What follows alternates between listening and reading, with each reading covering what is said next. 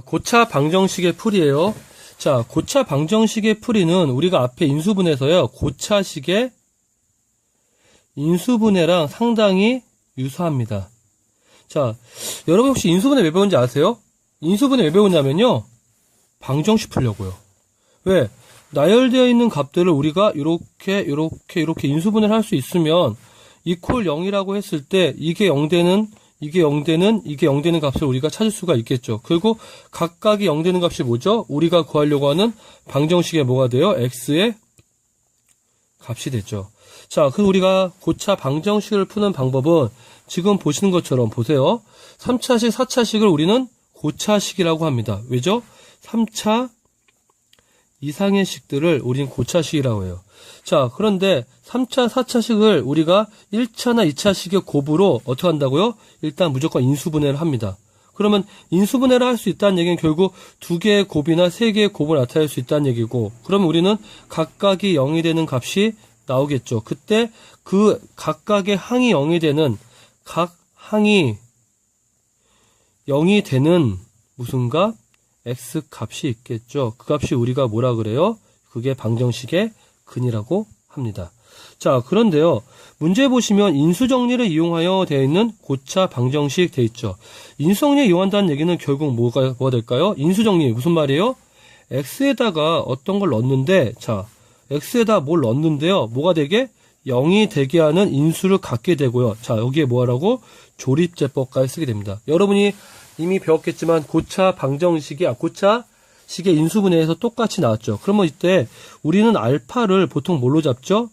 1 또는 마이너스 1, 2 또는 마이너스 2가 되고, 사실은 이상이 되는 3 이상이 되는 것들은 넣을 수는 있겠지만 거기까지 요구하는 건 좀 무리가 있을 것 같아요. 어쨌든 그걸 넣어서 0이 되는 값들을 여러분이 눈으로 암산으로 한번 해보시고요. 그 다음에 뭐한다? 조립제법을 이용해서 인수분해를 하면 됩니다. 결국 마지막에는 가능하면 몇 차식으로? 1차식 또는 몇 차식? 2차식으로 정리해 주시기 바랍니다. 자, 그럼 오른쪽 볼게요. 자, 고차 방정식의 풀이죠. 고차 방정식은 지금 보시는 것처럼 뭐라고 한다? 3차식 또는 4차식이 될 거고요. 보시는 것처럼 다음과 같이 3차식을 이렇게 1차식과 2차식이란 두 개의 항의 곱으로 이런 식으로요.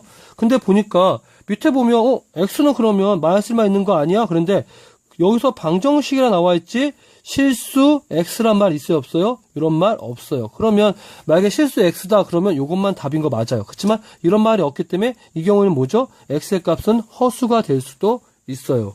자, 지금처럼 3개로 인수분해 되면 각각 0이 되니까 다음과 같이 이렇게 3개가 0이 되면 각각 0이 되니까 우리는 RNA처럼 주어져 있는 식을 하나, 둘, 3개로 0이 됐을 때 보시는 것처럼 뭐죠? 하나, 둘, 셋, 4개의 근을 구할 수가 있겠죠.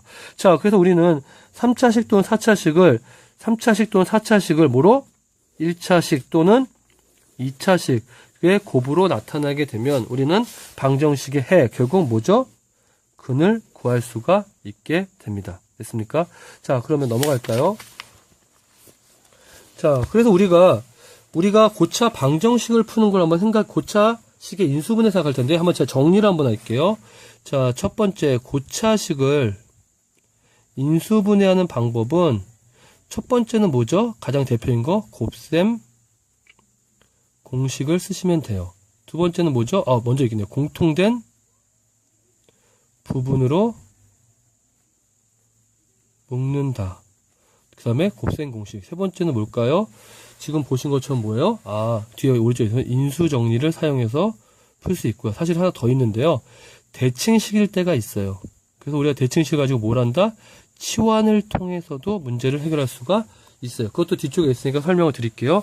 자, 이거는 고차 방정식에 나온 얘기 알아보죠? 고차식의 인수분해니까요. 여러분들이 앞쪽에서 인수분해가 제대로 안 돼 있다면 뒤로 가면 갈수록 이런 생각이 들 겁니다. 어렵다. 그렇죠. 여러분들이 지금 혹시라도 시간이 된다면 꼭 앞에 있는 걸 복습하시기 바랍니다. 왜죠? 아직 늦지 않았으니까요. 혹시 막힌 게 있으면 꼭 앞에 있는 거 영상 보면서 다시 복습하세요. 자, 그 다음에 오른쪽으로 가볼게요. 그래서 우리가 다음처럼 인수분해를 하면은 각각 0이 되는 게 나왔죠. 근데 우리가 지금 보신 것처럼 왜 인수정리를 이용해서 고차식을 푸냐면요. 인수분해를 할 때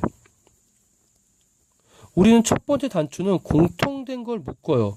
두 번째는요, 곱셈 공식을 사용해요. 근데 두 가지가 모두 안 되면요. 그때 우리는 뭘 한다? 세 번째 방법인 인수정리를 할 수밖에 없습니다.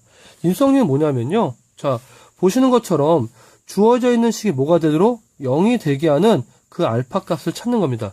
근데 그건 정해진 게 아니기 때문에 어떡하죠? 우리가 눈대중을 넣어보는 거예요. 자, 밑에 보시면 지금 보니까 1을 넣으니까 0이 됐죠. 막 1도 0이 안 됐으면 마이너스를 넣어보시고요. 2도 넣어보시고 마이너스를 넣어보십니다. 그러면 1을 넣었더니 자, F1은 0이 되니까 다음처럼 인수분해를 할 수가 있겠죠. 그리고 인수분해를 했더니 이렇게 2차식 나왔더니 이렇게 2차식이 정리가 됐네요. 그러면 2차식은 우리가 알고 있는 내용으로 충분히 인수분해를 할 수가 있죠. 혹시 인수분해 잘 안 되더라도 우리는 2차식을 바꿀 수 있어요. 왜죠? 2차식은 뭐가 있기 때문에 근의 공식을 쓸 수 있기 때문에 모든 2차식은 인수분해를 할 수 있다고 생각하셔도 됩니다. 4차식도 마찬가지로 인수정리하셔서 문제 푸셔도 상관은 없어요. 됐습니까?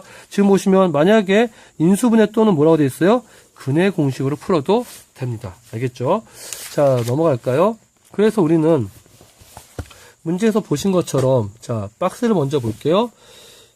fx = 0일 때 알파가 뭔지 모르지만 알파를 넣었을 때 0이 되게 하는 걸 만들기 때문에 이거는 x = 알파를 넣습니다. 자, 그런데요. 개념 확장하기 위해 별표시 하시고 이거는 이미 고차식의 인수분해에서 했던 건데요. 지금 보시면 좌우가 어떻게 됐어요? 보니까 대칭이에요. 뭘 대칭이냐? C에 마치 거울이 있다면 C를 빼고 나머지 B, AA 좌우 대칭이죠. 자, 이럴 때 우리는 먼저 뭐부터 하냐? X에다 0을 먼저 넣어요. 그럼 X에 0 넣고 0 넣고 0 넣고 0 넣으면 A가 0이 아니라 그랬죠. 그러니까 당연히 어떻게 돼요? X제곱, 그러니까 A가 0이 아니죠. A가 0이 아니면, 잠깐만요. X에 0을 넣었을 때 전체 식이 만족하지 않으니까 우리는 여기서 뭘 할 수 있어요?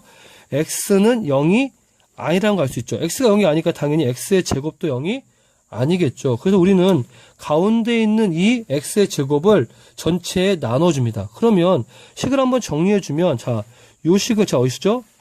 자, 요걸 예를 들어 볼게요. 이렇게 보면 3을 기준으로 보면 2, 2, 1, 1 같죠. X에 0 넣어볼게요. 0 넣었더니 해가 아니죠. 그러니까 결국 X는 뭐가 돼요? 0이 아니에요. 그러니까 X의 제곱도 0이 아니니까 0이 아니면 어떻게 할 수 있죠? 나눌 수가 있겠네요. 그러면 X의 제곱을 나눴더니 3 됐고요. X의 제곱 나눴더니 X제곱 됐고요. X제곱 나눴더니 2X 됐어요. X제곱을 나눴더니 X분의 2 됐고요. X제곱 나눴더니 X제곱분의 1이 됐네요. 자, 그래서 우리는 이렇게 돼서 우린 이거를 정리해 보시면 결국은 어떻게 돼요? x 플러스 x분의 1을 사실 이렇게 t라고 치환하면 우리는 여기서 x의 제곱 플러스 x제곱분의 1은 이렇게 쓸 수 있죠. x 플러스 1에 x 플러스 1의 제곱에 마이너스 2가 되니까 결국 뭐가 돼요?